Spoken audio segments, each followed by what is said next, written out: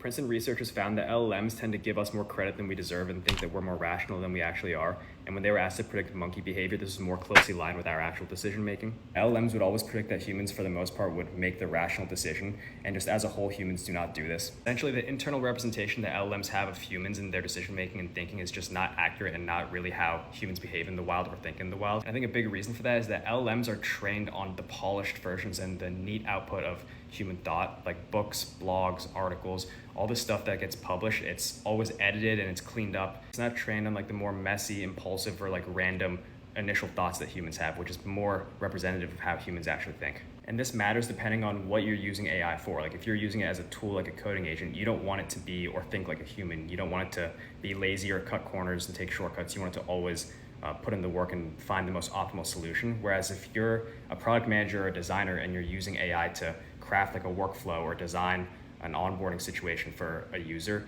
then if the AI assumes that the user is going to always pick the most rational decision, then chances are it's going to be wrong most of the time. You need the model to actually understand real human behavior, that it's a bit more messy and more nuanced and not quite as rational. So that might be something to keep in mind in terms of the edge that humans have if you're in product or design.